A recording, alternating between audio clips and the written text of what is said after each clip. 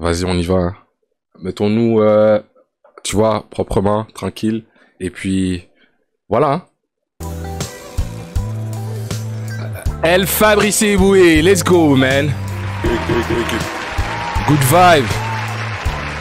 C'est l'équivalence de Dave Chappelle en France, tu vois.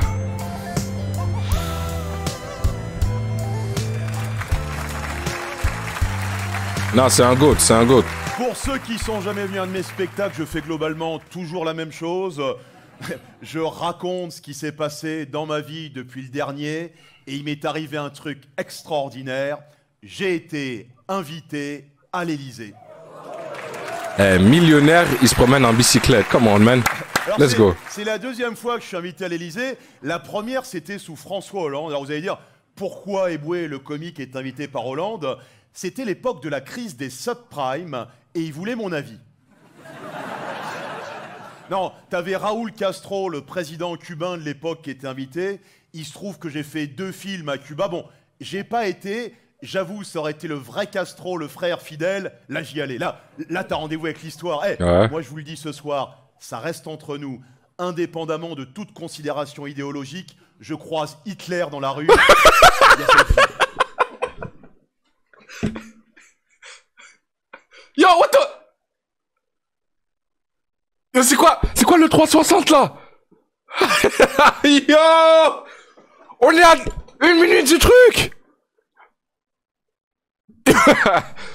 Et honnêtement...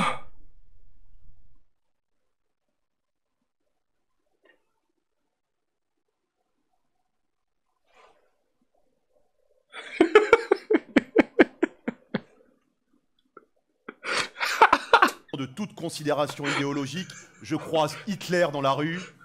Il y a selfie. T'imagines le buzz sur les réseaux sociaux, hein? Ah bah, qui c'est qui est à Dubaï? Eh, connasse, je suis avec Adolphe, il se passe un truc.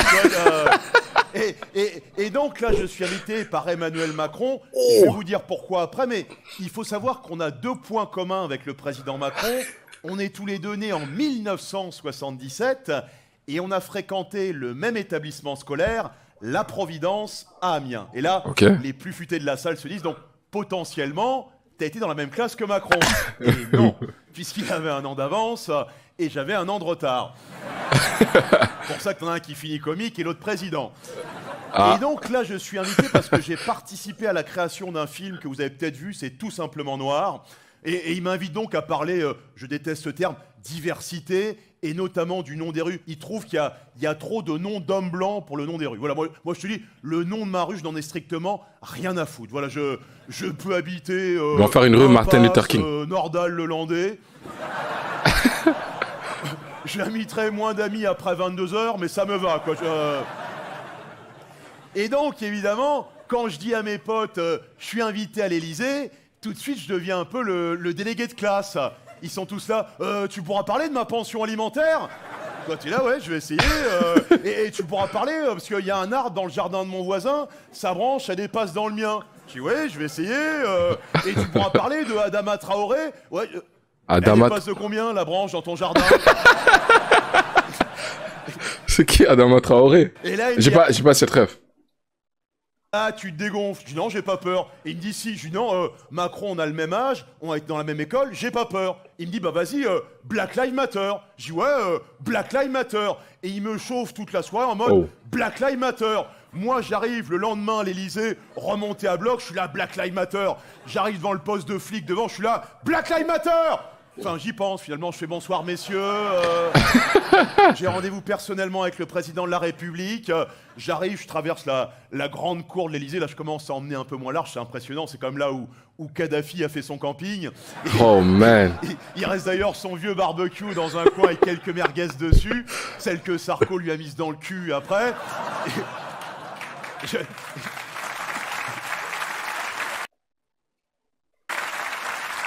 Ah ouais, il envoie quand même, hein? J'arrive, je rentre dans le palais, là, impressionnant, tu sais, les dorures, les moulures. T'as un mec en costume qui t'accueille. Bonsoir, monsieur Eboué, votre manteau, vous voulez boire quelque chose? Je suis là, Black Lives Matter, un petit four, oui, je vais en prendre 3 quand même. J'arrive dans la grande salle de réception de l'Élysée, Macron au milieu, on regarde le film tous ensemble, et là vient des échanges avec tout le monde. Tous les acteurs de la diversité, mon cul, sont là, tu vois. Et là, il n'a pas le temps, il est président, t'as son intendant qui est là. Allez, faut y aller, monsieur Macron. Non, parce qu'aujourd'hui, c'est les nègres, demain, on a les boubous, mercredi, c'est les... Yo, bro, wow. Et allez, faut y aller, allez.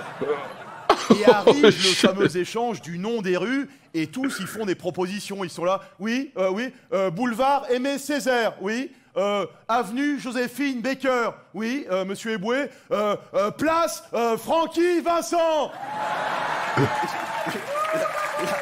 Là... Il faut un boulevard Omar Sy, obligatoirement. Ou sinon, un avenue La Ferrière. Pourquoi pas, hein? Il est à l'académie quand même. Éclat de rire, Macron aussi. Pendant 1h30, je fais le bouffon du roi. Limite, il était, ah, il est con, je l'aime bien. Après, ils sont tous allés faire des selfies de Fayot avec lui. Moi, j'arrive un peu en terrain conquis. Je fais, bonsoir Emmanuel. Où c'est qu'on était dans la même école? À la Providence, à Amiens. Et là, il me dit, vous êtes qui?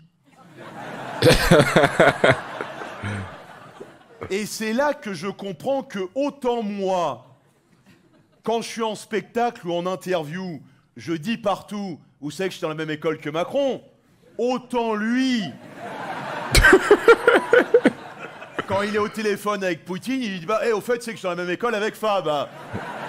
Bon, après, j'ai un peu eu le droit de d'errer dans les couloirs de l'Élysée. J'avais enchaîné le whisky, j'étais un peu bourré. J'ai essayé d'ouvrir toutes les portes. Il y a une fois dans ta vie, tu profites. À un moment, ils me disent, allez, faut y aller, monsieur Eboué. Je leur dis, je vais faire un petit pissou, j'ai un peu bu. Et là, c'est pas des blagues. Qui je croise, qui sort des chiottes de l'Élysée? Tu vois qui c'est, le porte-parole du gouvernement? Gabriel Attal. C'est lui, il a une gueule, on a l'impression qu'il a 13 ans et demi. Chaque fois qu'il parle, t'as envie de dire ta gueule, on parle entre adultes là. Attends, j'ai besoin de trouver c'est qui Gabriel Attal. J'ai pas toutes les refs. Il part en France, frérot, il est en train de me dire ou pas? Gabriel Attal. Je gardais ça à côté comme ça si j'ai pas les refs, tu vois. Ah, il est jeune! Il fait jeune, c'est vrai. Ah ouais. Beau gosse, c'est comme Justin Trudeau. Tu vois ce que je veux dire ou pas?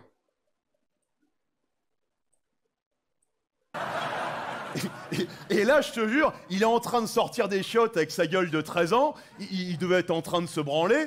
Hein. Là, moi, je me mets à pisser, je reprends un peu de poil de la bête. Je suis là, Black Lives Matter, Black Lives Matter. J'ai été à 2 doigts de marquer Brigitte Sus au 06 24. Oh oh! Oh! Ok. Ah mais c'est la femme du président, mais... Mais tu vois, j'ai hésité à y aller à l'Élysée parce que je méfie de la récupération des politiques. Et un pote à moi m'a dit, vas-y, ça te fera toujours un sketch. Donc c'est pour vous ce soir, merci, voilà. Pour le content, tu vois ce que je veux dire? Mais cela dit, moi, tout ce débat hypocrite sur la diversité, je n'en peux plus. Parce que, tu sais, il y a toujours les histoires de discrimination positive. Oui, plus de noirs à la télé. T'as remarqué, c'est jamais des vrais noirs qui te mettent. Toujours des métis. C'est pour le côté un peu tiponche, zouk, ça passe mieux. Tu vois, il y a un côté plus festif. Yo, en plus, ce qu'il dit, c'est vrai. Les noirs qui mettent à la télé, c'est ou bien des noirs qui s'expriment super bien, tu sens pas leur origine du tout. Tu sais pas si le gars... En fait, t'as l'impression que le gars, il a vécu toute sa vie en France, il a été adopté peut-être, ou bien c'est un noir à la peau claire, tu vois ce que je veux dire? C'est obligé, comme ça, le teint... C'est genre entre les deux, on va pas aller trop dans le noir, mais tu vois, il y a une zone grise qu'on peut autoriser, tu vois. Et moi, ça me fait chier ces métis partout parce que, à la base, quand je suis né dans les années 70, en tant que métis, j'étais une denrée rare. Mon père, il va chercher ma mère en Normandie, dans le fin fond du pays d'Auge. Pour vous dire, ma grand-mère maternelle, les seuls noirs qu'elle avait vus dans sa vie, c'était ceux de 44, les noirs américains qui débarquaient. Quand mon père il débarque de Douala, je peux dire que limite, elle regrette les Allemands. Ah bah faut comprendre, le pays d'Auge, les années 70, le seul métissage qu'ils connaissaient, c'est quand un âne montait une jument. Et je dis pas ça par rapport à mon père, même si... Et donc cette mode du métis, des beaux métis partout, dans les pubs, les JT, des belles métisses avec des beaux cheveux, j'ai l'impression qu'ils me narguent. Les gens se foutent même de ma gueule sur les réseaux sociaux, ils font des montages photos. Tu vois qui c'est, Marcelo, le footballeur? Il joue à Madrid, beau gosse, métis, avec des beaux cheveux, ils mettent sa photo... Ils mettent ma photo à côté, et entre les deux, ils mettent après prolongation.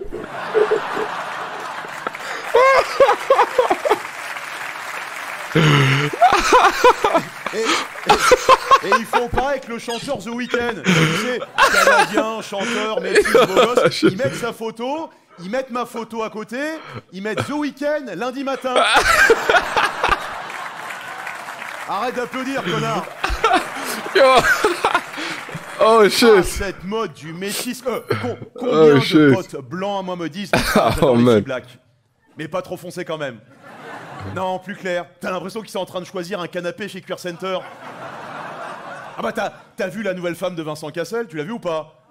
Tina, un mannequin, une métisse. Ah, Vincent Cassel, c'est le gars du footballeur là. Le gars du foot. Il paraît qu'ils allaient ensemble depuis des années en vacances au même endroit. Ils la pistent depuis, tu sais. Monsieur Débat Parallèle. Dans son heure, Vincent. Grandis, grandis. Non, c'est la haine. Je confonds avec qui? J'ai cru. Ah, c'est le grand là, lui qui... Oh oui, il y avait la photo qui avait ressurgi sur Twitter. Attends. Vincent Cassel. La haine. Oui, oui, oui. C'est le gars devant le miroir là. Ouais. Avec une petite métisse. Ils étaient à la plage ou un truc comme ça.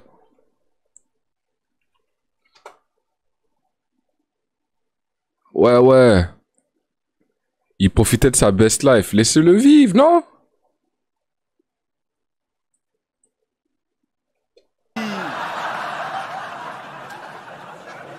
Ouais, elle a retiré les flotteurs.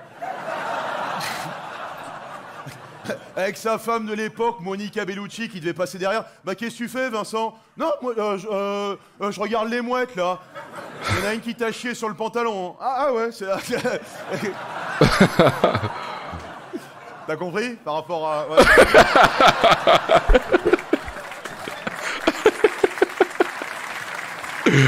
Oh, le fou. Alors chez les femmes, c'est un peu différent. Les femmes, elles veulent pas être avec un métis, elles veulent un bébé métis. Et ça vient d'un type de femme. J'en parlais dans mon précédent spectacle. Ce sont des femmes blanches qui ne sortent qu'avec des hommes noirs. Elles les enchaînent. J'appelle ça des négrophiles. Il y en a peut-être ce soir dans la salle. Madame. Oula, j'ai un peu mal parce que ma femme, elle est blanche quand même. C'est un terrain un peu glissant, là. J'aime pas trop ce terrain-là. Elle rigole, elle se cache. Carrément, elle était comme ça. Oh là, tu vois, c'est... Sujet sensible. Elle est noire, mais c'est pas le premier, c'est ça. Donc elle est négrophile, tu vois, et sa récompense à la fin, c'est le petit métis. Voilà, je sais pas, tu vois, après 2332 km de bite, de Pointe-à-Pitre à Bamako, en passant par Douala, elle reçoit le métis d'or.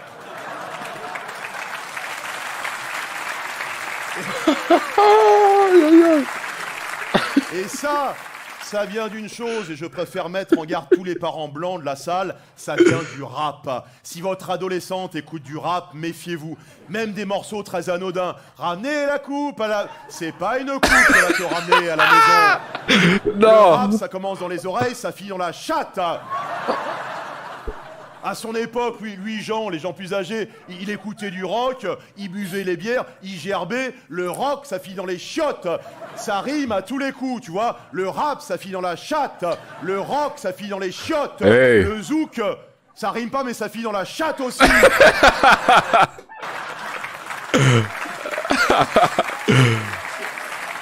Collet serré, tu veux zouker.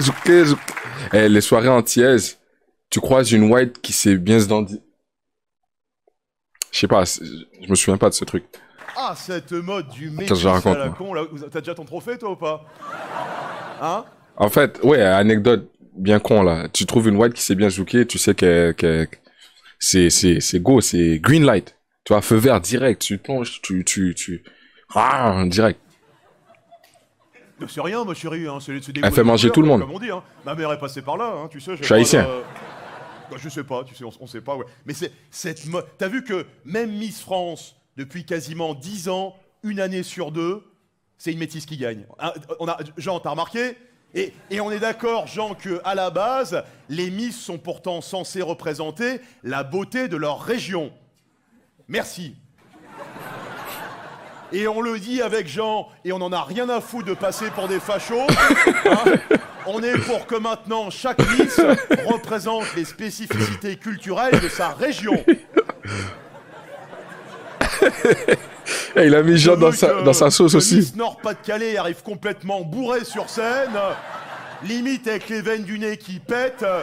Je veux que Miss PACA soit bête à manger du foin. Et je veux que Miss Normandie ait des loches énormes et fasse un fromage sur scène. Ça m'intéresse. Ah ouais, ils ont des grands lolos en Normandie. Et ça donne envie de voyager, ça. D'ailleurs, je veux que Miss Amérique soit obèse, que Miss Chine ait un virus chelou et que Miss Pakistan ait la gueule brûlée à l'acide. Voilà.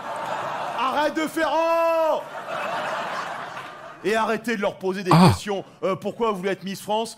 Parce que je suis pour la paix et contre la guerre. Ta gueule. Vous avez un passe-temps dans la vie? J'aime lutter contre le cancer et le réchauffement climatique. Ta gueule. Les Miss, ce sont des jeunes femmes qui sont censées avoir 20 ans. Moi, je voterai pour celle qui dira j'aime me bourrer la gueule le vendredi soir avec des potes et parfois j'en suce. Je vote.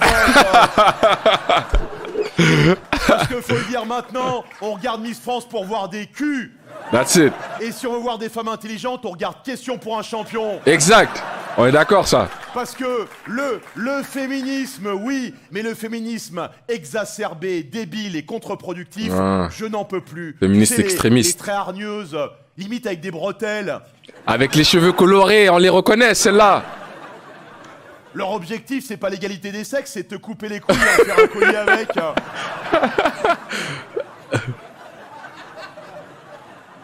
Pourquoi on dit le pouvoir? Pourquoi le pouvoir c'est masculin? Parce que ça appartient aux hommes, c'est ça? Ouais, mais la bite.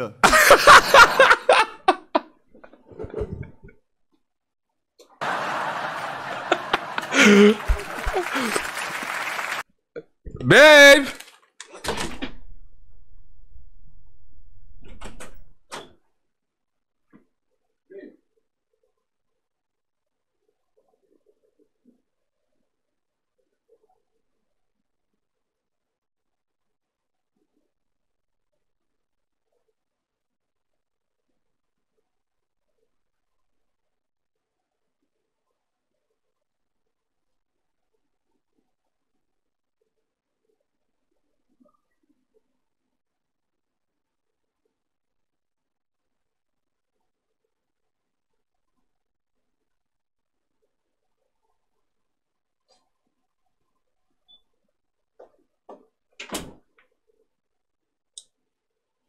Wesh, elle m'a grondé. Non, j'ai essayé de faire juste une petite blague. Lui dire, genre, j'essaie de lui dire, je veux t'enseigner un truc, puis ensuite, vas-y. Ça n'a pas eu l'effet que je pensais avoir. Là, on est un peu en froid, là. Elle a pas compris la blague, en fait. Ouais, mais la bite. Tu peux pas réussir tout le temps, tu vois. Moi, j'aurais essayé. Hey, un exemple de féminisme exacerbé, débile et contre-productif. Je suis en soirée cet été, je suis célibataire, je profite de la vie, je rencontre une jeune femme fort charmante, on rentre chez moi, il se passe ce qui se passe généralement entre deux adultes consentants, Yes. Vraiment, je passe la vitesse supérieure, je la retourne, je la mets à quatre pattes. Elle me dit, qu'est-ce que tu fais? Je dis, bah, je sais pas, je fais comme mon père m'a appris. What? Elle me dit, ah non, 2000 ans de domination masculine, je me mets plus à quatre pattes. Je lui dis, y a pas de souci, un bon vieux missionnaire à l'agent. Elle me dit, ah non, déjà on gagne moins que vous, je vais pas en plus me mettre en dessous de toi. Ah, je dis, vas-y, je me mets sur le dos, sur le lit, tu fais ce que tu veux. Elle dit, oui, puis après, je fais tout le boulot, je repasse tes chemises. Ah et le pire, c'est pas comme s'il n'y avait pas encore beaucoup de boulot à faire en matière de féminisme. Il y a eu récemment les semaines des violences faites aux femmes, qui est une réalité. Moi, récemment, là, je suis en C'était en mars, soirée début avec mars. un pote, on discute, il reste avec nous un jeune couple, la trentaine, fort sympathique, et tout d'un coup, je sais pas ce qui se passe, le mec met une grosse mandale dans la gueule de sa meuf. Oh. Nous, on a le réflexe de n'importe quel homme digne de 2022, on prend nos téléphones, on commence à filmer. Oh. Et là, on est récompensé puisque on ne cautionne pas ça. Remet une grosse tarte dans la gueule de son mec. Il se fout dessus, il se griffe, il se mord. Et à un moment, il se tombe dans les bras, il se roule une grosse galoche. Et là, il nous explique que c'est leur façon à eux de faire monter la tension sexuelle. La tension Mais animale. les gars, c'est malade ce qu'il est en train de dire là. Est-ce que vous avez vu la vidéo sur Twitter? Le gars, il saigne... Attends. Yo, la vidéo, elle est malade mentale. Je sais pas si vous avez la ref. Oh mon Dieu.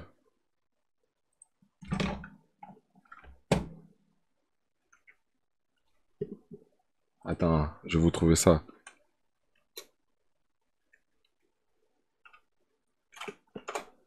Yo, la vidéo, elle est malade. Le gars, il saigne carrément. Genre, il dit c'est l'amour qu'on se fait, moi puis ma femme. Derrière son auto.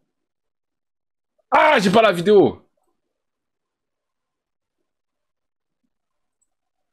Parce que quand on fait l'amour, on est tous des animaux. On a remarqué, par exemple, lors d'un premier rendez-vous au restaurant, lorsque la femme prend un steak très saignant, généralement, derrière au lit, c'est très sauvage. Alors, j'ai remarqué, moi, en tout cas, voilà. Alors, on parle bien d'un couple consentant, Antoine, attention, hein. Te retrouves pas au tribunal pour viol, en train de dire au juge, oui, mais cette salope avait pris un steak tartare.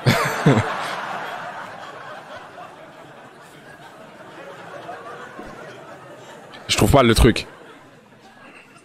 Bien.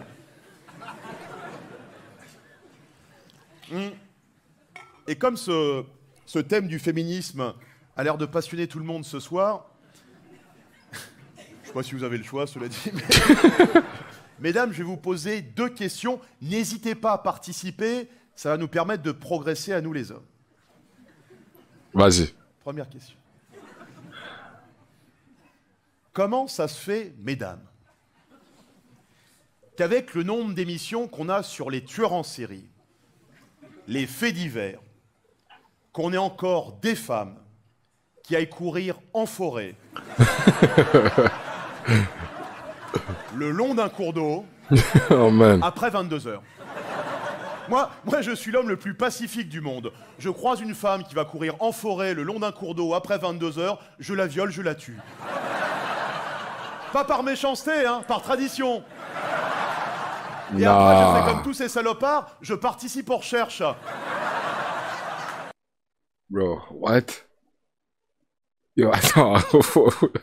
Yo, je ris même pas parce que... Yo, oh, fuck. Yo, je ris parce que c'est tellement out of pocket. Yo, what? Yo, c'est quoi cette... Oh, what? Oh, man. Oh, man. Yo. Alexia, salopard de Daval. Il a participé aux recherches. Qu'est-ce qu'il faisait pendant les recherches? Ah, tu refroidis. Yo. Yo, what the fuck? Non, yo, ça c'est tellement fort. Je suis pas censé rire à ça. Yo, c'est cringe. Yo, c'est Oh! Et vous avez vu ce qu'il a fait pendant toute l'affaire, Daval? Il chialait. À tel point que même sa photo sur les chaînes d'infos, c'était lui. Attends. Jonathan Daval, attends. C'est une histoire vraie? Il y a vraiment un gars qui a fait ça?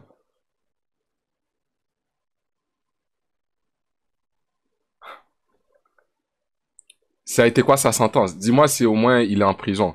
Si tu me dis il a fait que 2 ans de prison et il est déjà sorti. Attends. Jonathan Daval, j'espère que c'est prison à vie, ça. C'est logique, non?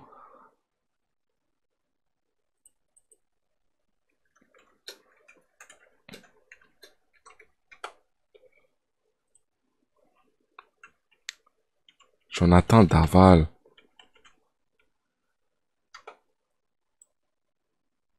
Affaire Daval.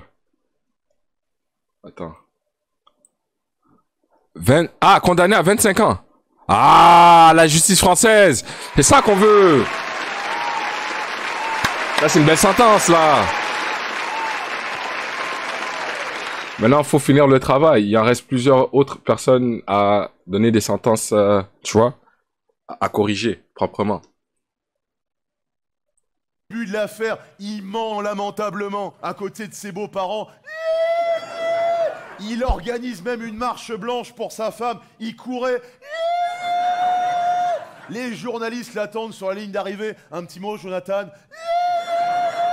Arrive le jour du procès. On se dit enfin, on va savoir, il va parler. Et la seule chose qui va réussir à sortir au juge, n'arrivez pas à bander.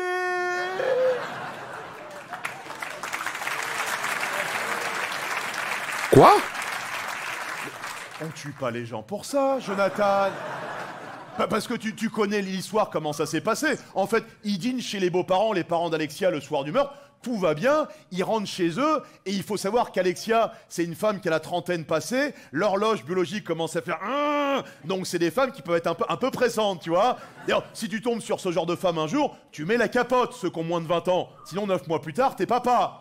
Hein, et parfois même, ça ne suffit pas. C'est pas, j'ai fait mes affaires avec elle, je fais mon petit nœud, je mets ça dans la poubelle, je rentre chez moi. Dès que t'es parti, elle est capable d'aller fouiller le truc. Oh, elle man. se fait une PMA. C'est pour ça qu'il faut faire comme Drake. Faut faire comme Drake. Tu mets la sauce piquante un peu à l'intérieur, t'es bien. Je tire la chasse d'eau, je rentre chez moi. Elle est capable de dresser son chat ou un furet. Non, le plus simple, c'est t'as fini, tu bois. Oh, come on, man. Oh, come on, man. Ah, on l'a tous fait une fois. Oh, Oh, come on, man. Donc il dîne chez les beaux-parents, il rentre chez eux, et là, Alexia est là. Baise-moi. Baise-moi.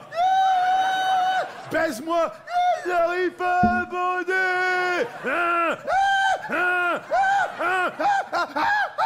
Bam. Oh, man.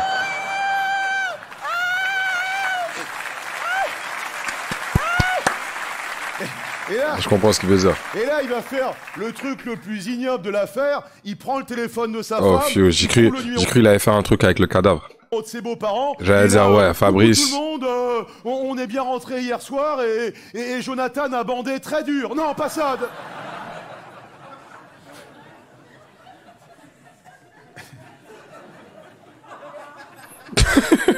C'est quoi ce look?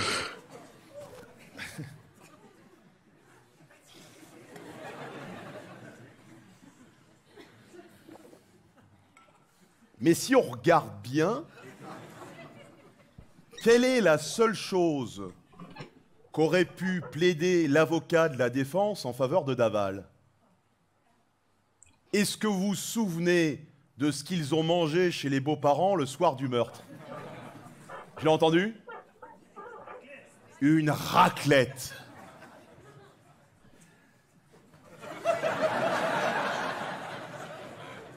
Et on baisse pas après une raclette. What?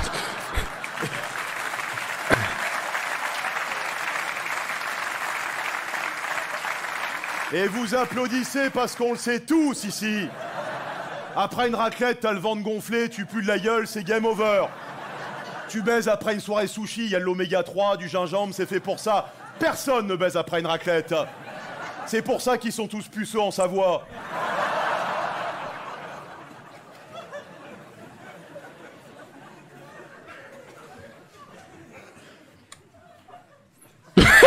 What?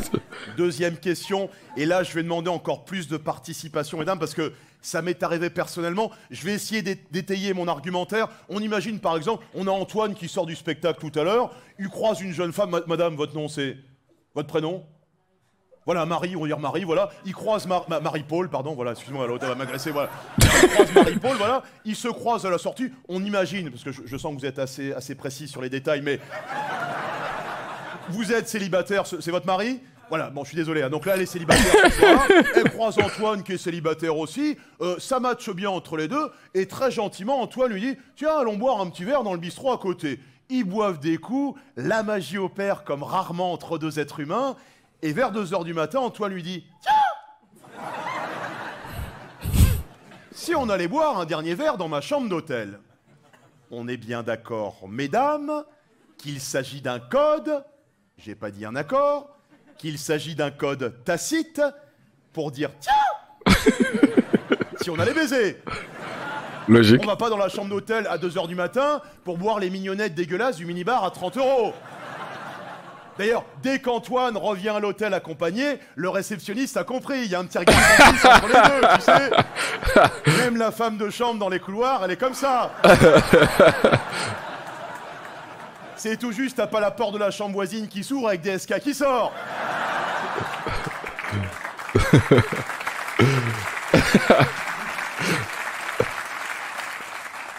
Très bien, je joue la fin de mon dernier spectacle, je crois que c'était à Lyon. Spectacle, je sors, je croise une spectatrice fort charmante, on commence à engager la discussion. Je lui propose un petit verre dans un bistrot. J'aime bien son style, tu vois, elle est un peu dans la lune, je crois qu'elle est peintre dans la vie, elle est un peu philosophe, elle dit des grandes phrases, genre vraiment les comiques à notre époque de déshumanisation, vous avez une vraie mission de rapprochement des peuples. Déjà à l'époque, Karl Marx disait tiens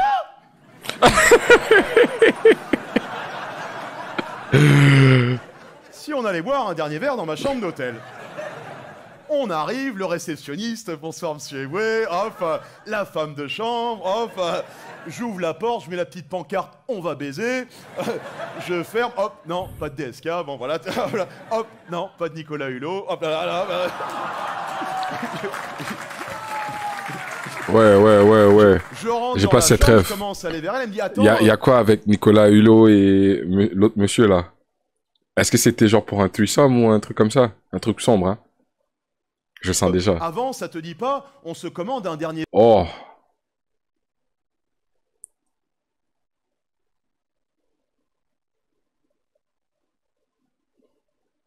verre de rosé. Je dis, oui, y a pas de souci.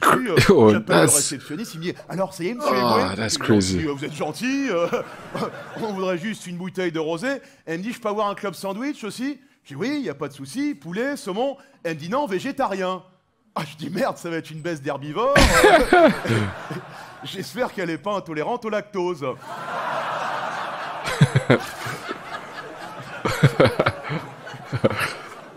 L'autre, il revient avec la bouteille, elle se boit son rosé fissa en 2 verres, elle enchaîne avec ses clubs sandwich, et là, elle commence à se rouler un gros joint, elle se met à la fenêtre, et elle s'ambiance avec du Bob Marley. Et là, get up, stand up. Moi, dans ma tête, je me dis, si tu pouvais plutôt dire ça à ma bite.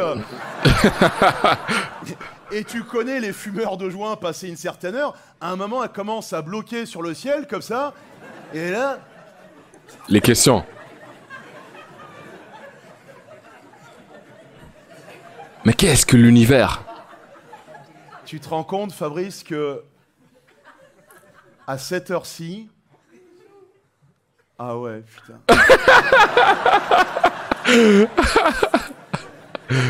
Tous les êtres humains du même côté de la planète... Ah ouais, putain. On voit tous exactement les mêmes étoiles qui scintillent. Oh, je dis, putain, je m'apprête à baiser Francis Cabrel. Oh, hey, yo. Là, je commence à passer à la vitesse supérieure, je me rapproche, je commence à la coller, et là, elle me dit, non mais qu'est-ce que tu fais? Je dis, bah je sais pas, je pensais que tu penses mal. Et là, je vois à ses yeux que non seulement elle est défoncée, mais elle fait un bad trip, c'est-à-dire, elle voit des trucs, il n'y a que elle qui les voit. C'est-à-dire que moi, je lui dis, calme-toi, elle voit un koala sous crack, Je lui dis, écoute, moi, je veux pas de soucis avec ce genre d'histoire, je vais marcher dans le hall, prends 10 minutes, tout va bien se passer. Je descends, je fais les 100 pas dans le hall, là, il y a le réceptionniste qui me dit, alors, ça y est, monsieur Eboué? Je lui dis, non, ça y est, pas du tout. Il me dit, il y a un souci? Je lui dis, non, c'est juste qu'elle veut pas. Ah bah, il me dit, faut respecter le consentement de chacun, hein. Ah, je dis, non, je respecte, il n'y a pas de souci, hein, c'est pas... Ce que je comprends pas, c'est que on buvait un verre tranquillement. À un moment, je lui ai dit tiens. Il me dit vous avez dit tiens. Ah, je lui dis oui. J'ai dit tiens. Ah, il me dit si vous avez dit tiens, elle est obligée de le faire. Ah bah je dis merci quand même. Yo, what the fuck? Ah, crazy.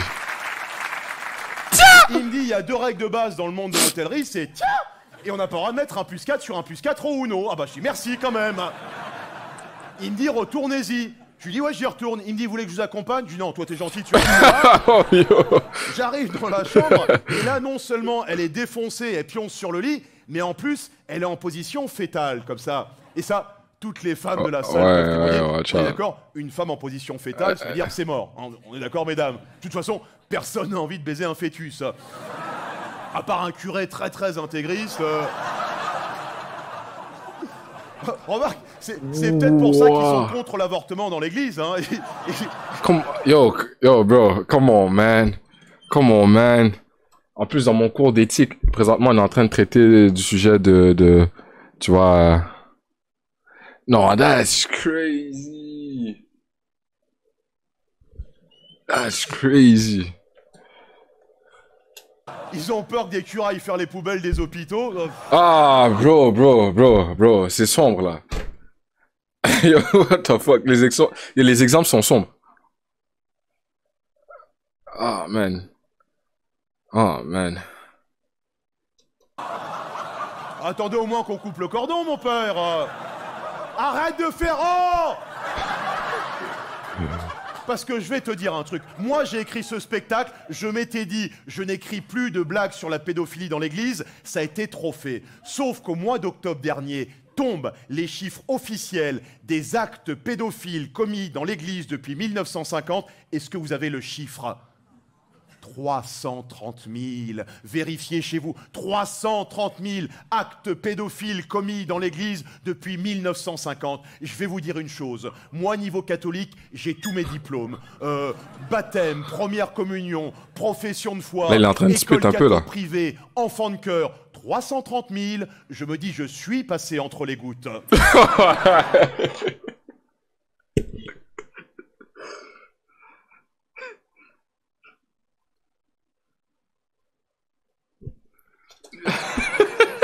Sans mauvais jeu de mots. Bro.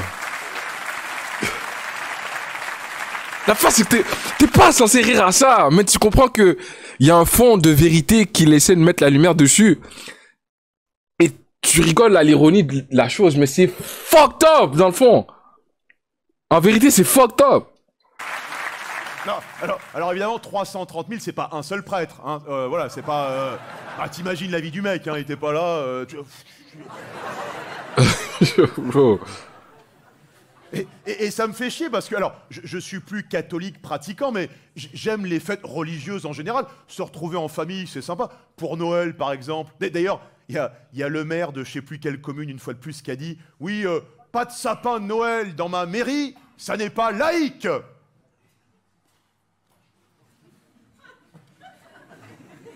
Alors c'est ça ton combat? Les conifères.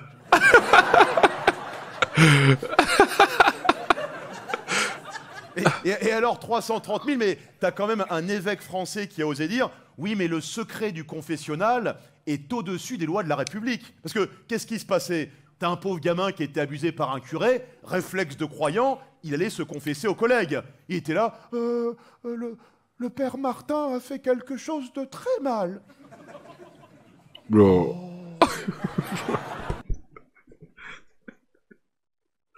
Yo, this is crazy. J'ai même pas envie d'écouter la suite. Yo, je veux pas écouter la suite. Yo, c'est trop long pour moi. C'est trop long. Yo, les gars, j'étais là. Yo, je veux pas écouter la suite. Yo, bro. Yo, je veux pas écouter la suite. Je veux pas écouter la... Je pleurais. Je suis en train de pleurer. Oh shit. Yo, bro. Yo, what the fuck? Yo, ce gars-là est pas bien mentalement, bro. Faites un check-up sur Fabrice, bro. J'ai oublié, ce gars-là, c'est le meilleur comédien de tous les temps. Mais ce gars a des sérieux problèmes mentaux. Et puis nous, on est juste là en train de rigoler de son problème. Yo, yo, c'est tellement wrong. Yo, c'est trop... Il rigole de la pédophilie, je suis pas censé rire. Yo, bro, c'est pas drôle. C'est fucked up. Mais oh, man. La façon qu'il contextualise, c'est trop malade. Yo, yo, what the fuck, man? What the fuck? De très mal. Mais qu'est-ce qu'il a fait, mon enfant? Yo, comment? Comment? Yo, comment, please? Please? Yo, what the fuck? Les gars, j'ai mal au dos.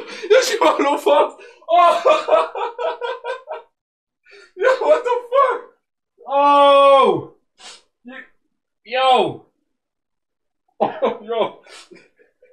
Yo, what the fuck? Yo, les gars, je suis capable. Yo, je suis capable. Yo! Oh! Oh! Yo! Yo, je suis mort. Yo, les gars. Yo, je peux plus. Yo, je peux pas. Je peux pas. Je peux pas. Oh, man. Oh. Yo. Yo, what the fuck, man? Yo. Yo, je déteste. Yo, je déteste, man. Yo. Yo, what the fuck? Oh, man. Oh, man. Oh, my God, man. Yo, j'ai mal au...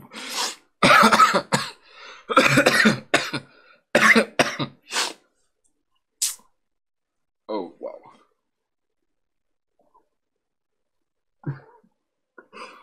Stop, man. Stop. What the fuck? The fuck, man?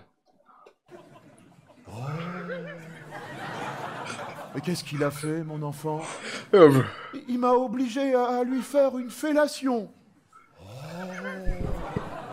Et tu peux me montrer comment ça s'est passé?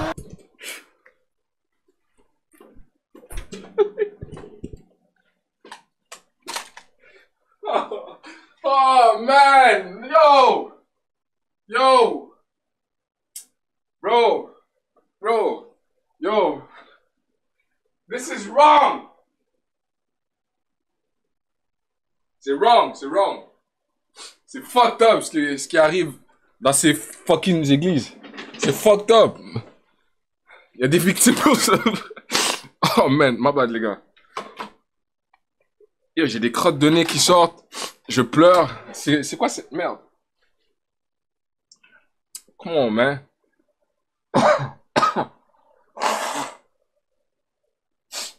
Come on, man.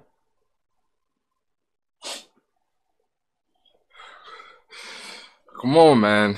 This is fucking crazy. C'est même pas censé être autant drôle. C'est ça le pire. This is fucking crazy. Force à tous les enfants qui ont subi ces trucs malsains là. Parce que franchement, je suis pas censé rire, mais force. Mais 330 000, t'es bien obligé. Et l'autre, il te dit, oui, mais le secret du confessionnal est au-dessus. C'est-à-dire que maintenant, l'église, c'est Cosa Nostra. C'est la loi de l'Omerta. Bientôt, t'auras une église, le GIGN autour en formation, avec le négociateur qui sera là. Sortez, Père Martin, vous êtes cerné. Jamais, jamais, vous m'entendez? Soyez raisonnable, Père Martin. Si vous approchez, j'encule le gosse.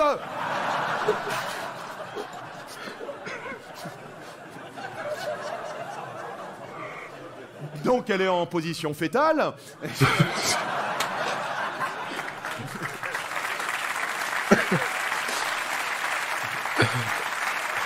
On avait oublié l'histoire de l'hôtel, man. This is crazy. Et là je lui dis oh.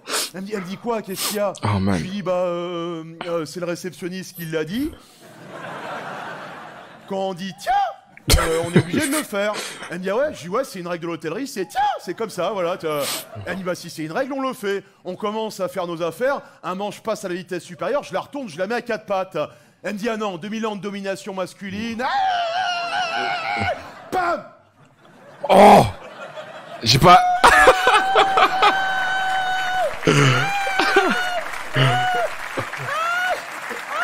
Là, je la fouille, je prends son téléphone portable, je trouve le numéro de son père, je fais coucou. Ah, il a bouclé la boucle, c'est magnifique. J'étais bien au spectacle de Kev Adams.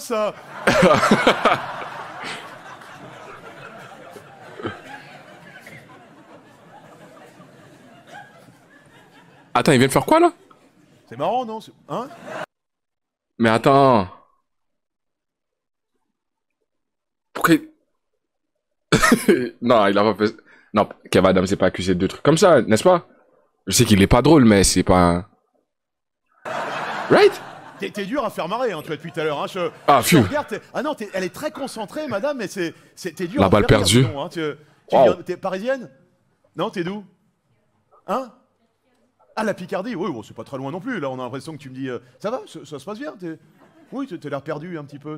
Non, là, ça rigole, tu vois, la dame des gros fils, elle rit, quoi. Elle est là. Alors oui, bon, le spectacle lui est plus dédié qu'à la Picardie, mais tu vois ce que je veux dire.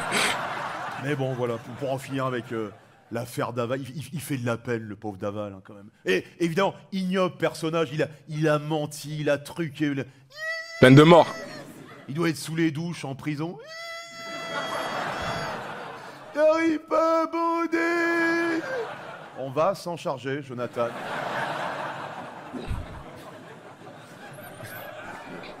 Alors je sais, après le spectacle, il y a encore des gens sur les réseaux sociaux qui vont m'écrire « Vous n'avez pas honte de plaisanter sur des affaires aussi sordides ?»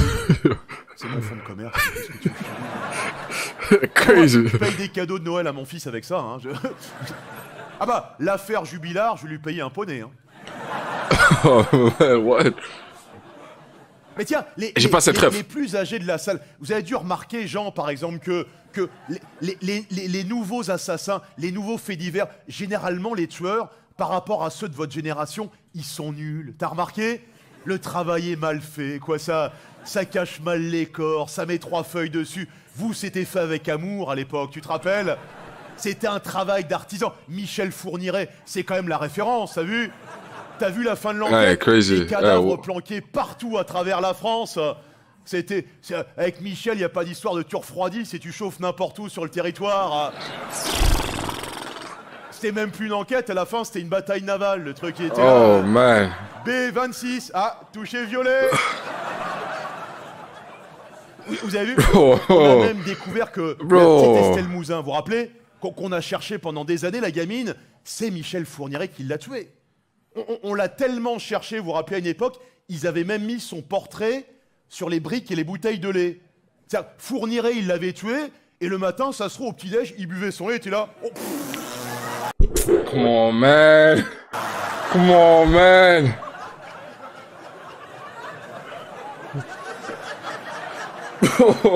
What the f...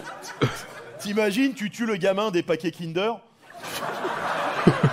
Bro. Un Kinder, Michel? Non, merci, non. Un petit écolier? Ah oui, ah non, merci, non plus. Et alors, vous avez vu, il a eu un enfant avec sa femme, et complice d'ailleurs, Monique Olivier. Le gamin fait le tour des plateaux télé. Vous avez vu comment ils ont appelé leur gamin? Selim. Selim Fourniret. Comme si les Maghrébins n'avaient pas suffisamment de soucis dans ce pays. Yo. À mon avis, Selim Fourniret, il est pour le CV anonyme. Il a dit Selim. Il a pas dit Salim, non?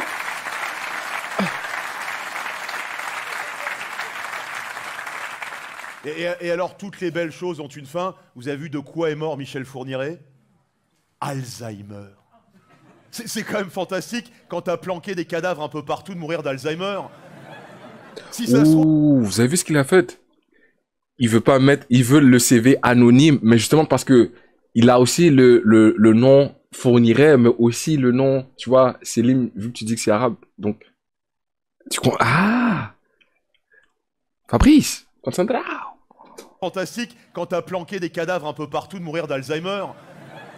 Si ça se trouve, Michel Fourniret, quelques semaines avant sa mort en cellule, il a regardé le fait entrer l'accusé Francis Holm. Il était là, mais quelle honte.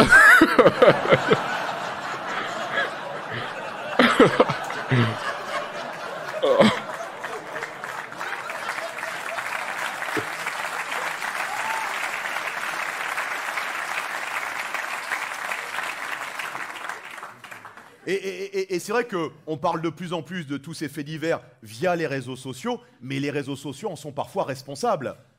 L'affaire Samuel Paty, qui moi m'a particulièrement touché puisque ma mère était prof d'histoire en zone sensible dans les années 80-90. Elle était à Montreuil exactement. Pour vous dire, un jour elle rentre de cours, elle me dit, tu te rends compte Fabrice, en 5e, j'ai un élève qui vient en bus. Je lui dis comme partout maman. Elle me dit non mais lui il le conduit. Oh shit. Donc déjà à la base c'était compliqué, mais là avec les réseaux sociaux, qu'est-ce qui se passe avec l'affaire Paty? Il donne son cours sur la laïcité, Charlie Hebdo, etc.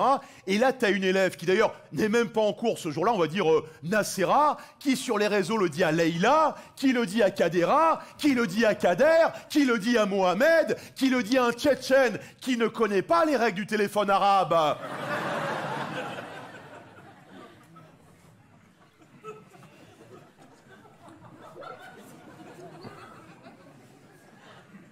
Parce que si on regarde bien...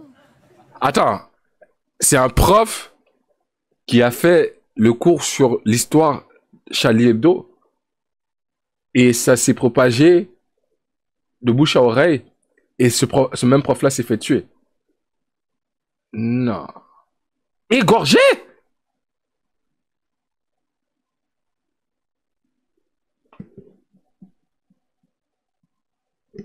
Mais non, tu mens. C'est quoi encore le nom du prof? Devant toutes les élèves? Bro. Et les gars, on est un peu sur le sujet. En plein Ramadan, j'entends dire que l'affaire à Moscou est réclamée par l'État islamique. Mais personnellement, il y a un truc qui fait pas de sens. Attends.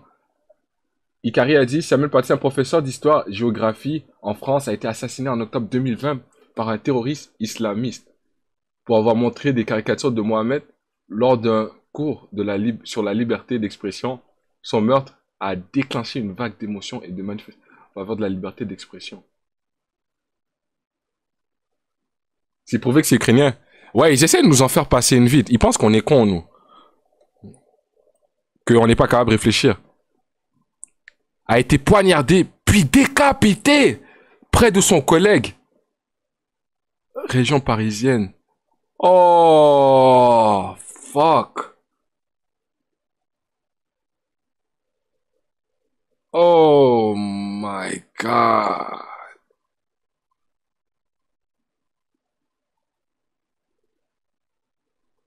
Oh.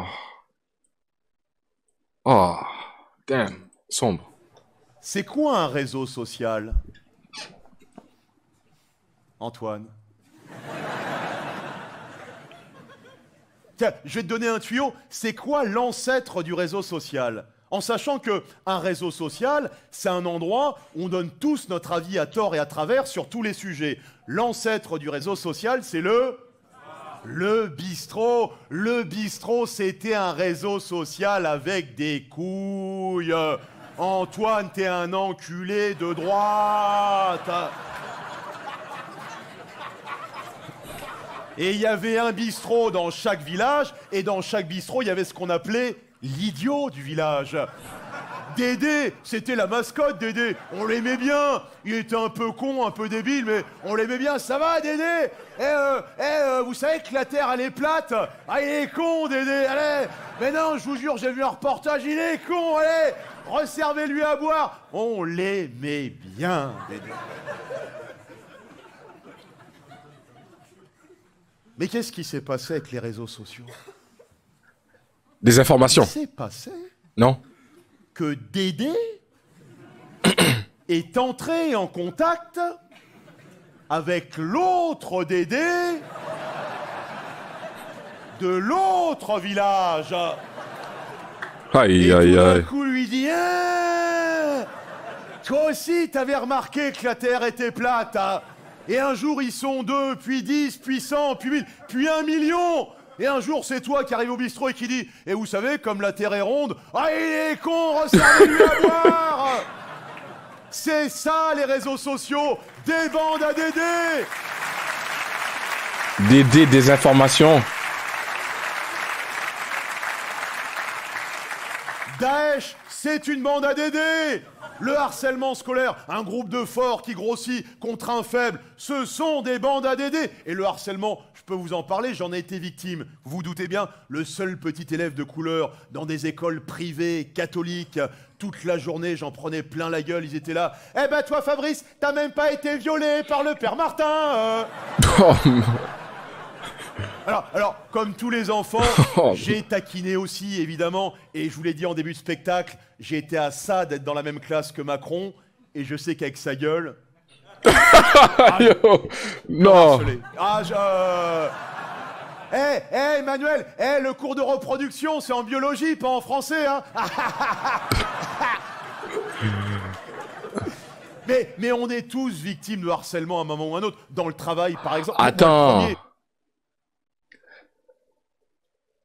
Non, crazy. Tiens, j'ai sorti récemment un film qui s'appelle... Il a dit école catholique ou je suis fou? Donc si Brigitte était... Yo, alright. Bac. Je sais Bah, pas qui rentre dans la that's- salle. Ouais, merci beaucoup. That's crazy. Alors, pour ceux qui n'ont pas vu, c'est un film « Je tue et je mange des véganes ». Le nombre de menaces de mort que j'ai reçues sur les réseaux sociaux... Bon, après, c'est des véganes. Hein. Autant j'avais fait un film Coexister sur la religion, j'ai eu 2-3 menaces de barbu, je tremblais un peu. Autant là... Des mecs qui chialent quand un poulet s'écorche le genou. Bon. Je te jure, j'ai fait une avant-première dans le sud de la France. T'en as 3-4, ils m'attendaient à la sortie avec des navets. Je les ai dispersés avec une poignée de lardons.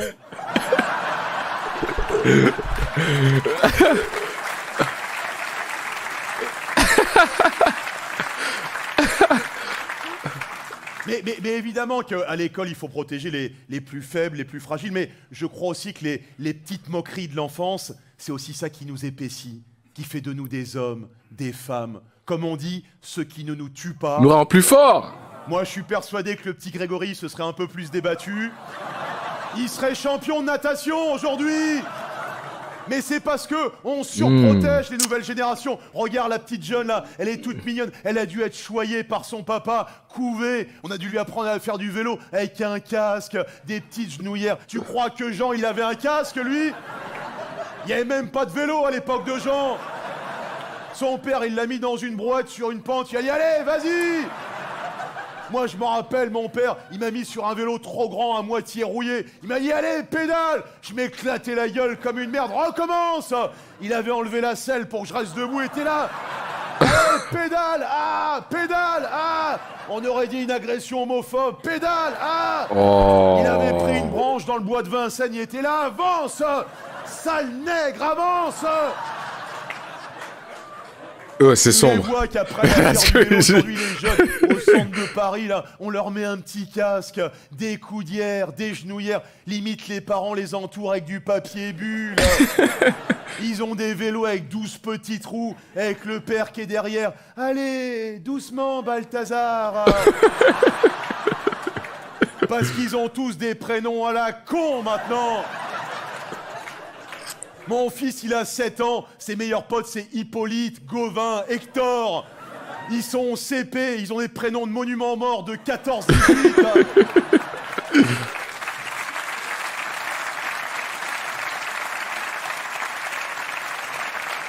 C'est pas des blagues. Dans sa classe, mon fils, il a un camarade qui s'appelle Ours Henri.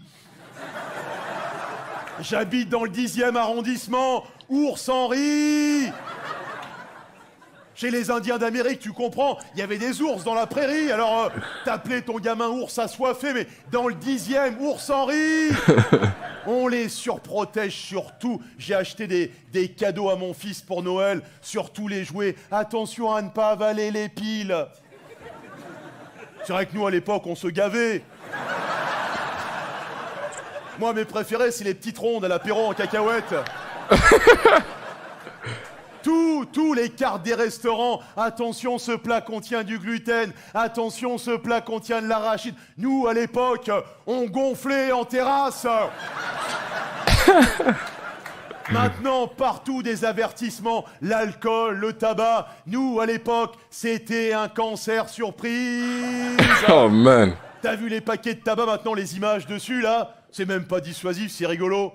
Moi, j'ai monté un album Panini, on se les échange avec les potes. Alors, je t'échange les dents pourries contre l'homme amputé, ouais. Dans la famille sous oxygène, je veux la mère.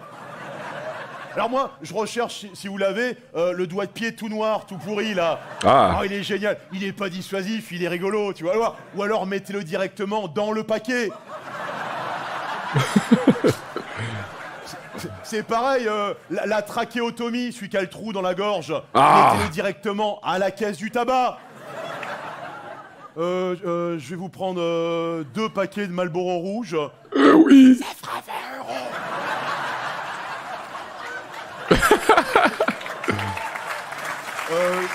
€. Je pense que je suis pas fumeur, hein. Je vais prendre light alors. Light, voilà. Le tabac rend impuissant. Mettez-le directement à la caisse.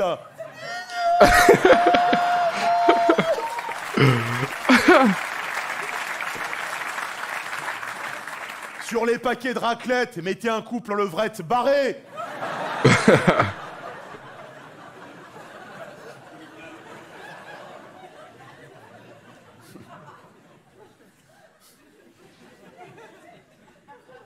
Oh, c'est drôle ça, merde, putain. Qu'est-ce qui se passe en Picardie en ce moment? C'est amusant, merde, non? Les gens ont ri, là, non? Moi, je comprends pas. Moi, réglez vos affaires de couple, hein, parce que ça te mine, apparemment. Moi, ça... Je comprends pas. C'est marrant, ça. Quelle ville en Picardie? Quoi? Péronne? Ah, t'es sur Péronne, ouais, d'accord. Ouais. Non, j'aime bien, c'est une ville très, très chouette, voilà, j'aime bien là-bas. T'es vers où? Plutôt vers la mairie? T'es plutôt...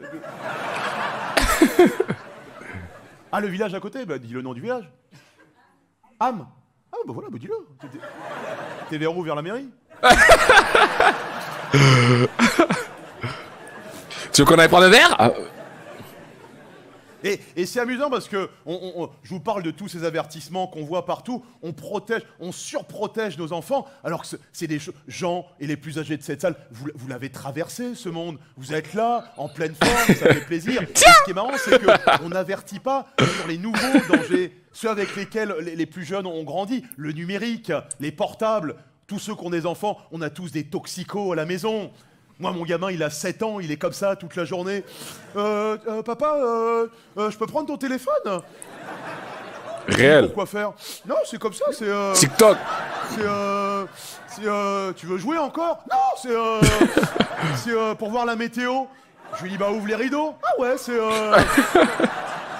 Putain, mais tu me le donnes, fils de pute! Et plus t'avances dans les âges, plus c'est catastrophique. Moi, j'ai un pote à moi, son fils, il a 12 ans. Alors, lui était persuadé que son gamin était un génie, parce que toute la journée, il lit du Hugo, du Chateaubriand. Et en fait, il s'est aperçu que le gamin planquait son téléphone dans les bouquins. Et moi, je m'en doutais, parce que le gamin est complètement con.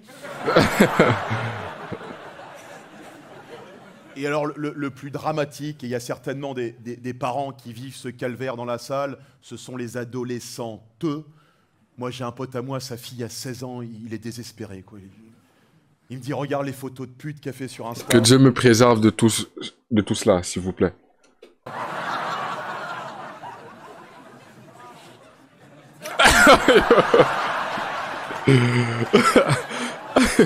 Oh la salope. Là, pardon, alors... Oh man. Et on a tous essayé des techniques, on dit aux enfants, alors c'est que 1 heure par jour. Alors quand tu rentres à la maison, tu le déposes dans l'entrée, il faut qu'il soit bien visible. Rien ne marche. La seule chose qui marche, et je le sais parce que c'est mon frère qui vit à la Réunion, pardon, qui est un peu hippie et qui fait cette technique, c'est la technique du zéro écran. Et mon frère, avec ses gosses, c'est un Daesh du zéro écran. On était à la plage cet été en famille, sa gamine lui dit « Papa, je peux mettre de la crème solaire ?»« Pas d'écran, pas d'écran !» Eh ben, je vais vous dire un truc, ces gamins, ils sont incroyables. Tu vas chez eux à la Réunion, ils jouent avec rien. Tu leur fais un rat crevé, ça fait 3 semaines, ils sont là. Ils sont beaux, ils sont libres. Je les ai emmenés aux Galeries Lafayette pour les fêtes. Je leur dis, prenez ce que vous voulez. Ils disent, non, ben on veut rien, tonton. La honte avec mon fils derrière comme ça. Et on se moque des plus jeunes, mais on n'est pas mieux, nous les adultes. Hein. Et tout s'est accéléré avec le Covid, le télétravail, le numérique nous gagne, on passe nos journées entières devant les écrans, on se lève, on se brosse même plus les dents, rien, on pue, on se met devant l'écran comme ça, on tapote, on bouffe son croissant, on met des miettes dessus, c'est dégueulasse, de la graisse. Dès que ta femme part bosser, tu te branles un petit coup, c'est un boogie-boulga dégueulasse, c'est là. Comme ça, tu continues. Hop, elle rentre du boulot. Qu'est-ce qu'on fait, chérie? On va faire des courses. Oh non, Deliveroo, tu bouffes tes sushis. Ça dégouline. Elle ressort, tu te rebranles un petit coup, machin. T'es là, voilà, comme ça. À la fin, qu'est-ce qu'on fait? On va au théâtre. Oh non, non, Netflix ou Prime Video. Et hop, et tu rebouffes un coup et ça et tu te branles une dernière fois. Et tu pues. Et voilà ce que c'est que la société des jeunes d'aujourd'hui. Une société de branleurs qui puent.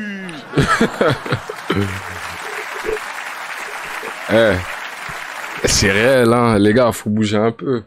Moi, je me rappelle le live que j'ai manqué quand j'avais mal au dos, là. C'est à cause que je restais trop assis sur cette chaise. Maintenant, faut bouger, tu vois, il y a le basket à 7 heures, on va jouer, tout ça, mais... La vérité, là... Et non seulement faut éviter d'être sédentaire. Pas le choix, cette culture du numérique, bouger le plus possible. Mais encore en plus, ils essayent de détruire tout ce que les plus anciens ont appris. La cancel culture, Agatha Christie, les 10 petits nègres, vous êtes au courant? Ils ont dit il faut changer. Les 10 petits nègres dans la vallée. Maintenant, ça s'appelle Ils étaient 10. Moi, j'apprends ça. Le lendemain, je vais chez mon libraire. Je dis bonjour, je voudrais Ils étaient 10. Il me dit bah avec vous, ça fait 11. Ah. Les féministes ont dit, oui, dans Blanche-Neige, à la fin, elle dort, le prince charmant l'embrasse alors qu'elle n'est pas consentante, c'est un viol. Ou alors, il aurait fallu que le prince charmant arrive et dise, tiens.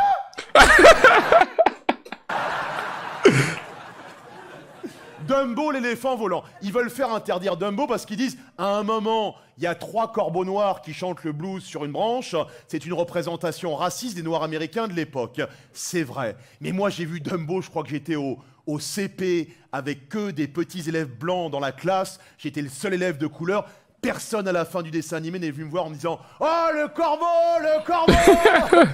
Alors que le petit Benoît, qui avait les oreilles décollées... Qu'est-ce qu'il a pris dans la gueule?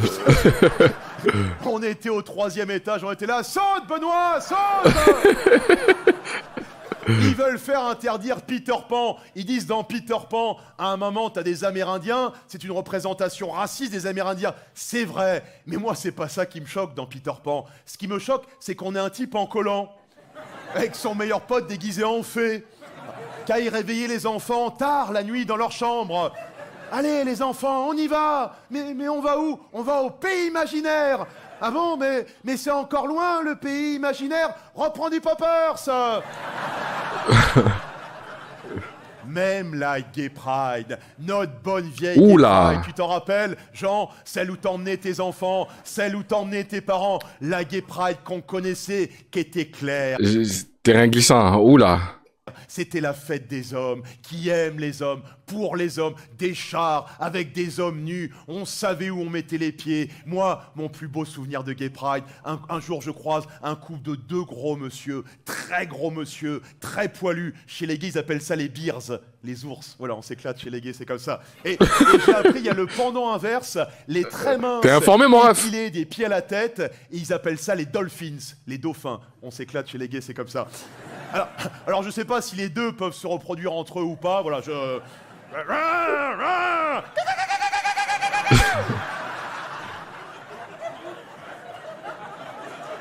fais pas très bien le dauphin, Et donc je croise ce couple de très gros monsieur, très poilus, avec tous les deux le même t-shirt, avec marqué dessus. Et écoutez bien le rayon de soleil. Watch out. On est gros, on est pédé, on est des gros pédés. Oh non.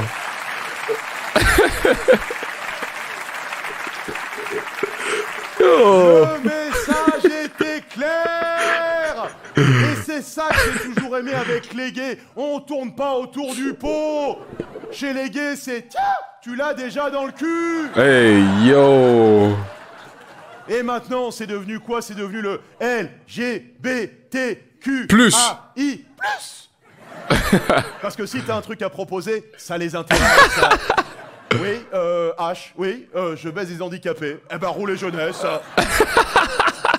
Et maintenant, ça s'appelle comment? Ça s'appelle la marche des fiertés. Je les ai croisés au printemps dernier. Tu ne comprends plus rien. Ils ont tous une pancarte différente. Il y en avait un avec une pancarte fier d'être asexué. Mais qu'est-ce qu'on en a à foutre si tu baisses pas alors?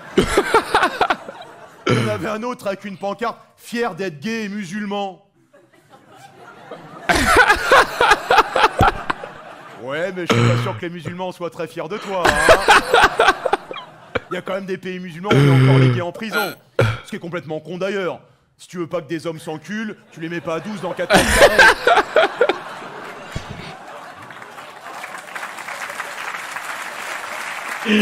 Oh, what the fuck? Oh shit. Et évidemment, toute cette histoire de LGBTQAI+, c'est toute la culture duquel vous en avez certainement entendu parler. Moi, j'ai un pote à moi qui est là-dedans, tu ne peux même plus converser avec lui, c'est-à-dire tu lui dis au fait, il va bien ton pote? Non, Fabrice, le choix n'a pas été fait, il n'y a pas de il. Elle va bien ton pote? Non, Fabrice, il n'y a pas de il, il n'y a pas de elle. Bon bah, t'as des news de l'autre travelot? Mais tu veux dire quoi, moi j'ai un pote à moi, il est proviseur en lycée, il me dit, Fabrice, depuis 5 ans, chaque rentrée des classes, c'est une déferlante. C'est-à-dire que t'as plein d'élèves, ils viennent pour changer leur prénom sur la liste d'appel. Alors non, moi, monsieur le proviseur, cette année, voilà, c'est plus Nicolas, c'est Sophie. Voilà, je suis en transformation. Voilà, alors non, moi, le proviseur, non, c'est plus Stéphanie, c'est Kader. Voilà, je suis en transfo-conversion. Voilà. Non, plus Fabrice, Pikachu. Et voilà.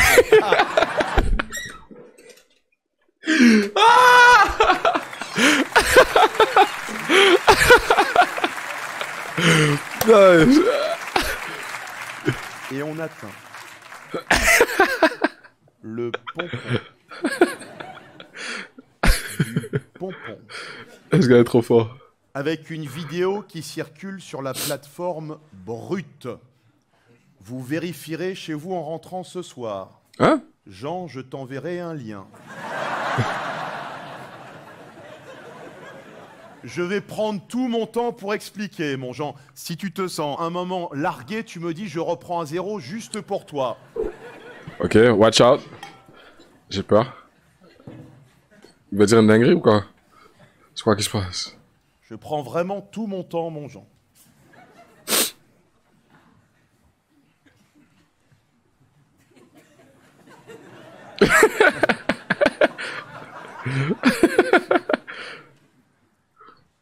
C'est un homme. Ok. Qui est devenu une femme. Ok. Qui s'est mis avec une femme. Ok. Qui est devenu un homme. Oh non. Ok, là... On sait pas pourquoi ils se sont pas mis ensemble depuis le début, mais...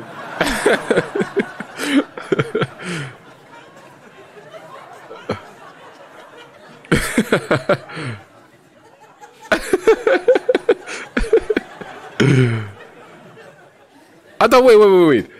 C'est un homme qui est devenu une femme, qui s'est mis avec une femme qui est devenue un homme. Donc, ils ont juste inversé les rôles. Right? J'ai bien compris, là.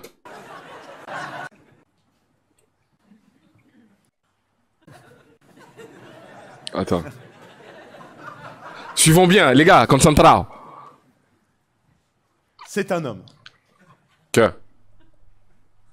qui est devenu une femme, Ok. qui s'est mis avec une femme, Ouais. qui est devenu un homme. Ok. Interchanger les rôles. Voilà. On sait pas pourquoi ils se sont pas mis ensemble depuis le début, mais...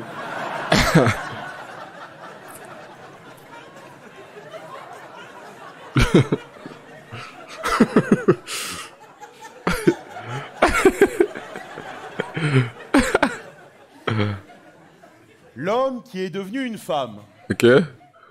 a fait congeler ses spermatozoïdes pour féconder la femme qui est devenue un homme qui a conservé son utérus. Et nous avons donc, What the fuck? en 2022, sur le territoire français, un homme enceint. Enceint. Je vais vous dire une chose.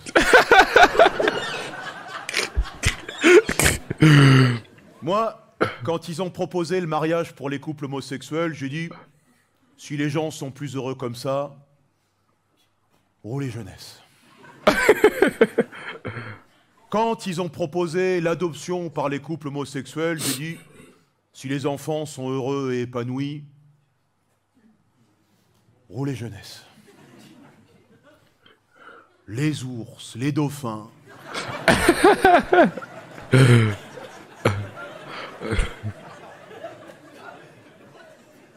Maintenant, si demain, je suis assis aux heures de pointe dans le métro et qu'un homme enceint vient me demander de lui céder ma place, je lui dirai non, monsieur. Et il me dira, mais je suis enceint. Et je lui dirai, oui, mais je suis une vieille dame.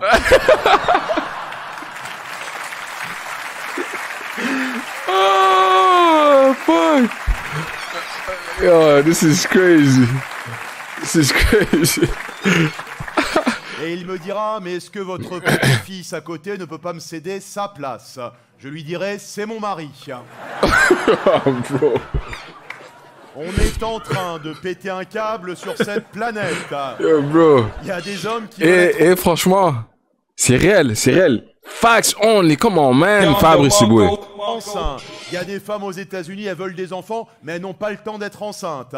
Alors elles louent des utérus de Mexicaines. Puis un jour ce sera trop cher, alors on prendra des utérus d'Africaines, évidemment. Puis un jour ce sera trop cher, alors on prendra des vaches, tiens, voilà, des vaches hublots. Comme ça, tu pourras voir le développement du fœtus.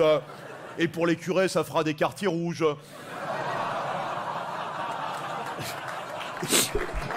Comment, Et man? ce qui est hallucinant, c'est que ça y est, en France, on peut commencer sa transition hormonale, son changement de sexe, quoi, dès l'âge de 6 ans. C'est un âge, t'as pas de discernement, t'as pas de réflexion sur le long terme. Je le sais parce que quand je mange des haricots verts avec mon fils, pour me faire croire qu'il a fini son assiette, il les jette sous la table. Je lui dis, Naël, je sais très bien que c'est toi qui jettes tes haricots verts, puisqu'on n'est que deux. Et que moi, je jette que mes carottes.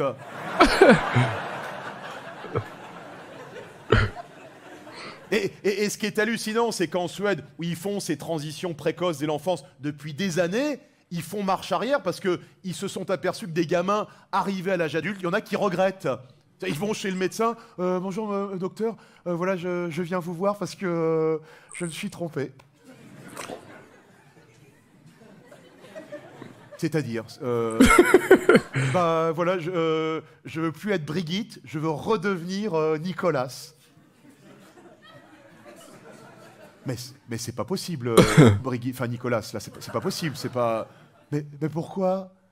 Bah, parce qu'on vous a coupé la bite. Donc... Elle. Mais elle est où, ma bite? On l'a jetée. Mais où? La poubelle jaune, je crois. Enfin, j'ai pas. Yo, bro.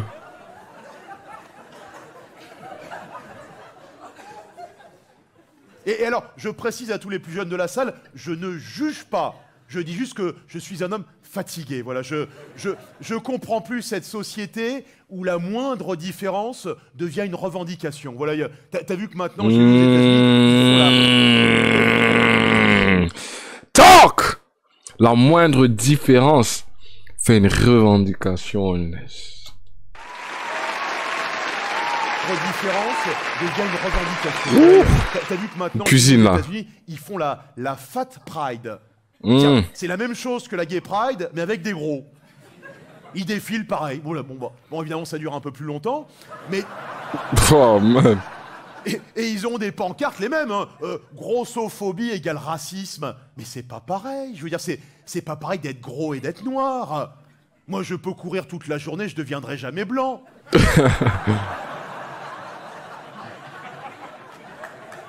Je suis fatigué, je comprends plus, Et je ne juge pas, je suis juste fatigué parce que je me sens largué, quoi.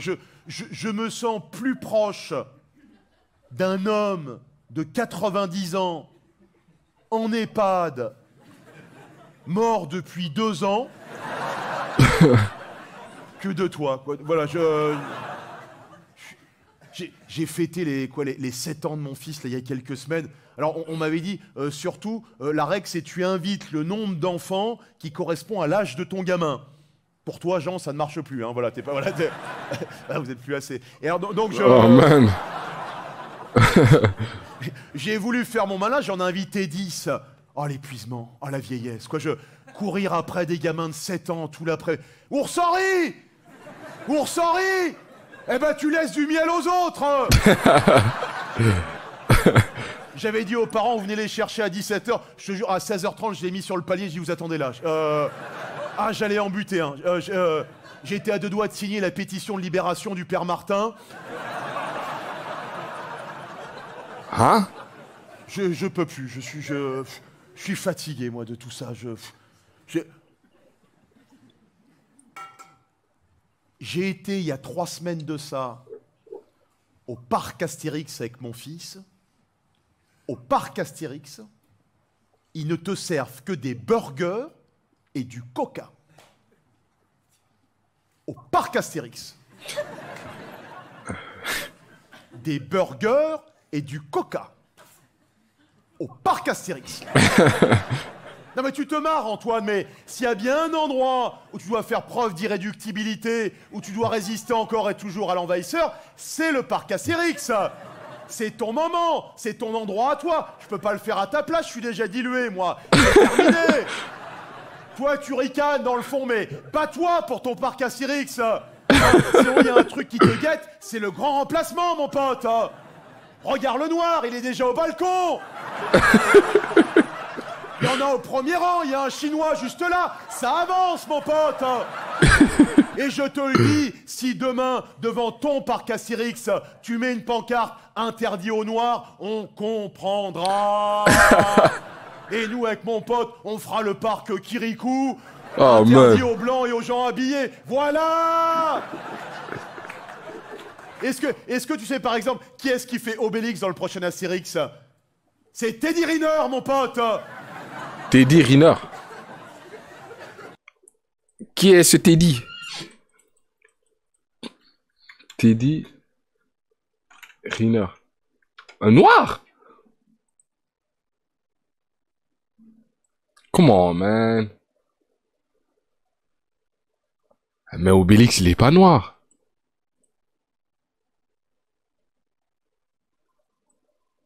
Mais c'est vrai qu'ils essayent beaucoup intégrer d'autres communautés dans leur truc. Mais, gardons les trucs comme ils sont. C'est moi! Toi, t'étais là à la dernière Coupe du Monde. Ramenez la coupe à la maison. Y a que des noirs. Non, je connaissais pas Teddy. Et bientôt, ce sera le Tour de France. Ton Tour de France, c'est un noir qui va gagner. À ton avis, pourquoi tous les livreurs des Deliveroo, c'est des Africains? Ils s'entraînent, mon pote. Crazy. Ils s'entraînent sur des vélos électriques sans batterie. La roue crevée, le pneu voilé, l'antivol dedans. 10 fois la butte Montmartre par jour, sous crack.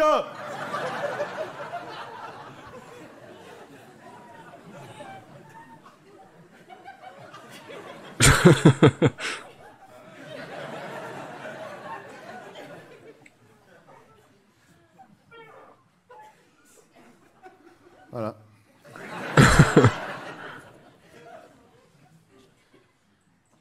Qu'est-ce que tu veux que je te dise, mon Jean? T'as eu 2 ans pour partir avec le Covid. Oh. T'as voulu rester.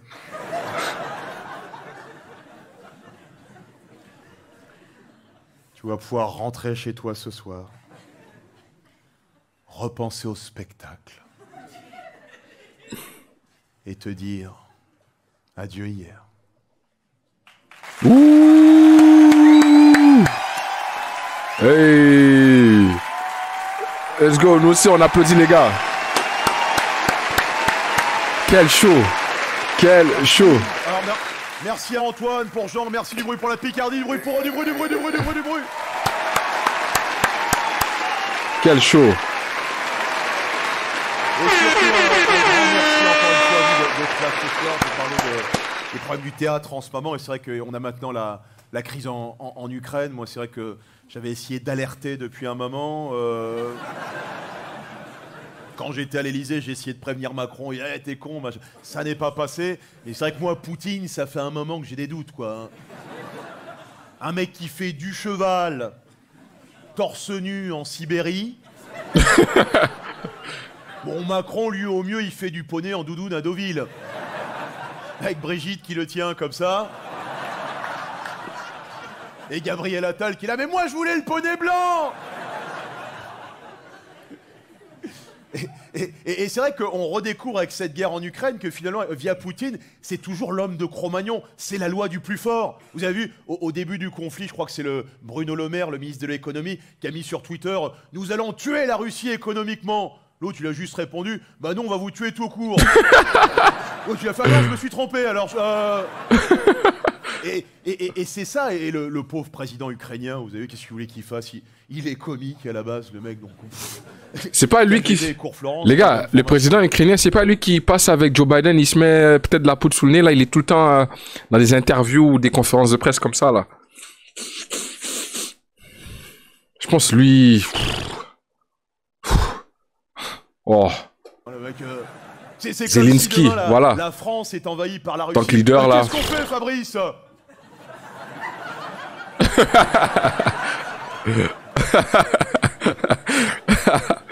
Ben voilà, en tout cas, merci 1000 fois donc pour ce spectacle Adieu hier, qu'on n'a pas joué dans ce théâtre par hasard. Vous avez vu les plafonds qui sont magnifiques, vous avez vu les entrées, c'est le plus vieux théâtre de Paris, voilà, c'est pour ça qu'on a joué ici. Imaginez à votre place, ici ça a été à la place de ta place, ça a peut-être été Marie-Antoinette qui a été là.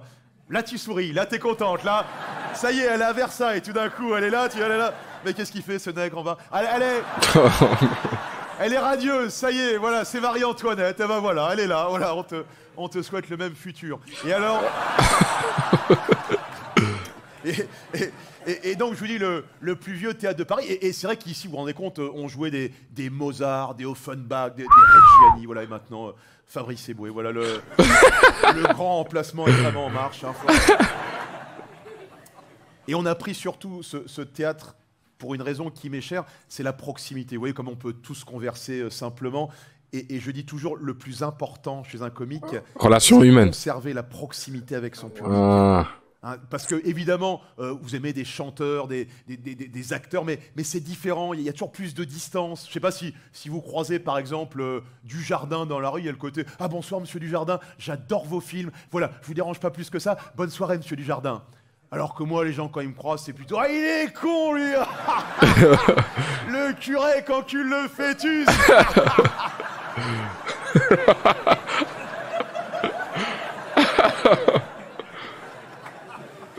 Et c'est important de conserver cette proximité. Les gars, la partie du curé, j'étais mort. Je sais pas pourquoi, mais j'arrivais pas à continuer. En plus, même au niveau des expressions faciales, Fabrice, il maîtrise trop le truc. T'es là, ah bon? Oh! Je suis comme, bro, t'es un malade, toi. Pour avoir toujours des petites anecdotes de tous les jours à vous raconter. Tiens, l'autre jour, par exemple... C'est fascinant comment son cerveau travaille. À Gare du Nord, vous voyez la Gare du Nord, globalement, à Paris, c'est la gare la plus pourrie. Hein. Voilà. Suffit de voir les destinations, t'as compris, de toute façon. Donc, Clichy-sous-Bois. Et je rends la voiture au parking de location, je me gare, je vais pour prendre l'ascenseur. Contractuellement, à Gare du Nord, il est en panne. Donc, je prends les escaliers de service et là, je tombe sur deux jeunes femmes. Une affalée sur la rampe comme ça, l'autre assise dans les escaliers, le froc baissé, une seringue dans la cuisse. Oh, voilà, what? Putain, elle est vachement efficace, cette campagne de vaccination. Oh, shit. Et là, t'as pas l'autre qui dit « Oh, Pascal Eboué, je vous adore !» Et elle commence à descendre pour un câlin. Moi, je suis là, j'ai le mur qui est derrière. J'ose pas prendre les escaliers. T'as l'autre qui est là avec sa seringue. J'ai pas envie de jouer à Chassida.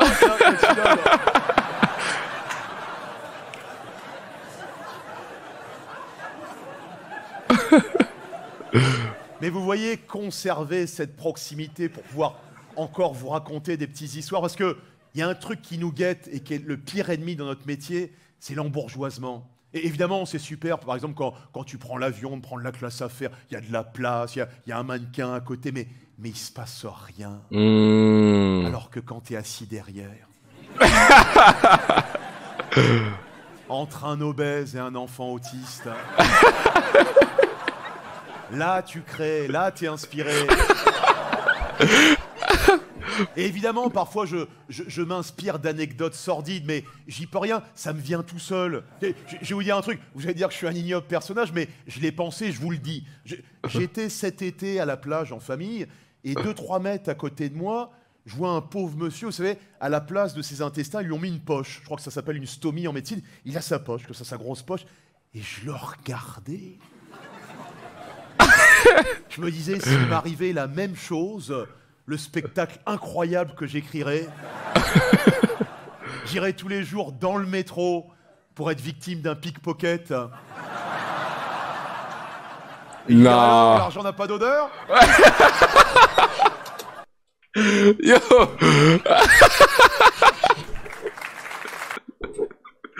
Oh, le fou.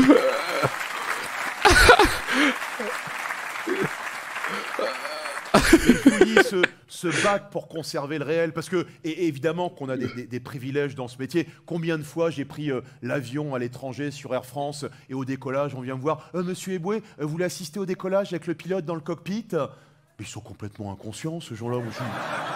Je suis un vrai gamin, je suis là comme ça, tu sais, le commandant Oussama Ben Laden.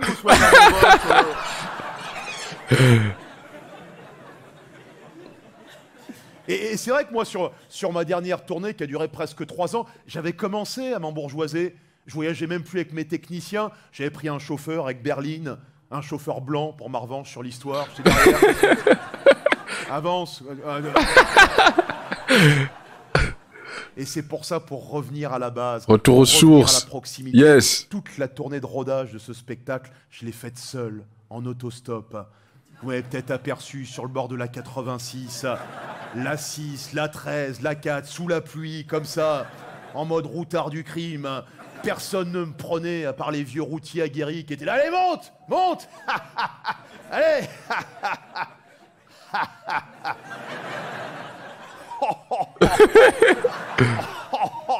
Ah bah putain! Je croyais que c'était un migrant qui faisait le tapin, mais... T'es l'autre, là, le comique, là, Patrice Eboué, là. Le fœtus qu'encule le cul.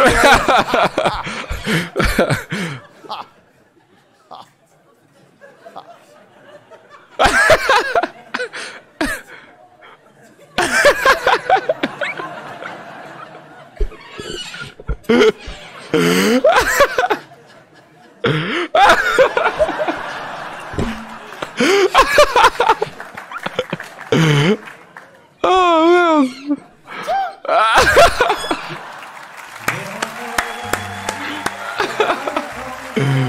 Yo.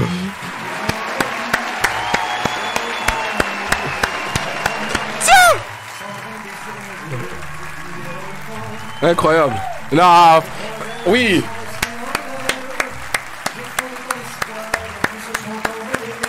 Franchement, il mérite. Franchement, il mérite fort. Chef Kiss.